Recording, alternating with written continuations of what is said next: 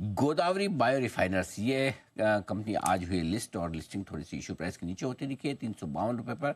और अब घूम फिरकर 352 पर आता दिख रहा है। नीचे में 308 का लो बनाया है और एक शार्प और स्मार्ट रिकवरी अब आईपीओ के बाद लिस्टिंग के बाद इस आईपीओ में आती हुई दिख रही है। अब कमोवेश इशू प्राइस पर आ चुका है गोदावरी। 352 रुपये की इशू प्राइस थी और करीबन करीबन 2 गुना ये इशू बढ़ता हुआ नजर आया था। देश में एथेनॉल आधारित केमिकल्स बनाने का कंपनी है करती कारोबार। मार्च 2024 के जो आंकड़े हैं उसमें वॉल्यूम के लिहाज से देश के दिग्गज एथेनॉल प्रोड्यूसर्स में कंपनी शामिल है। आई कंपनी के चेयरमैन और मैनेजिंग डायरेक्टर समीर सोमैया साहब कार्यक्रम में हमारे साथ शामिल हो रहे हैं। कॉर्नेल यूनिवर्सिटी से साइंस में बैचलर्स की डिग्री और केमिकल इंजीनियरिंग में मास्टर्स की डिग्री सर ने हासिल की है। हार्वर्ड यूनिवर्सिटी से आपने पब्लिक एडमिनिस्ट्रेशन में मास्टर्स किया है और केमिकल इंडस्ट्री का सोमैया साहब को 28 साल से ज़्यादा लंबा गहरा अनुभव है। सोमैया साहब बहुत बहुत स्वागत है आपका, धन्यवाद हमें समय देने के लिए। सबसे पहले तो आपको और आपकी पूरी टीम को दीपावली की सर बहुत बहुत शुभकामनाएं। और दीपावली के समय ही आपने अपनी कैपिटल मार्केट की इस पारी की शुरुआत भी की है। लिस्टिंग थोड़ी सुस्त हुई लेकिन अब रिकवर होकर इशू प्राइस के आसपास आपका स्टॉक आ रहा है। इशू 2 गुना भरा था करीबन करीबन। आजकल के माहौल के हिसाब से इसे थोड़ा कम रेस्पॉन्स, ठंडा रेस्पॉन्स माना जाता है।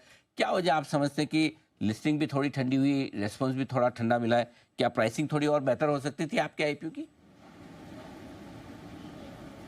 पहले आपका बहुत बहुत धन्यवाद।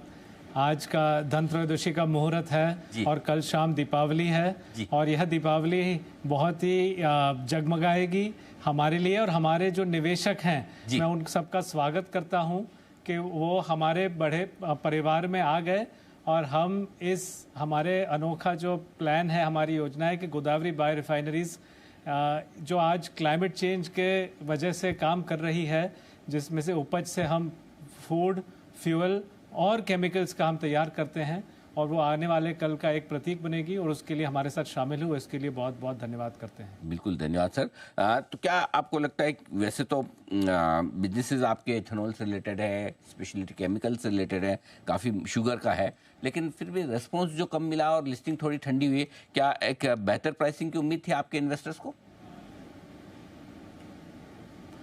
सर हम तो अपना काम करेंगे। हम हमारे आविष्कार, हमारे विद्या और विज्ञान के बुनियाद पर हम अपना काम करेंगे। आज जो ग्रीन ट्रांजिशन हो रहा है देश में और पूरी दुनिया में जो ग्रीन ट्रांजिशन हो रहा है, चाहे वो ग्रीन एनर्जी का ट्रांजिशन हो या ग्रीन केमिकल्स, जो ग्रीन मटेरियल्स का ट्रांजिशन है, उसमें हम हमारा काम करेंगे।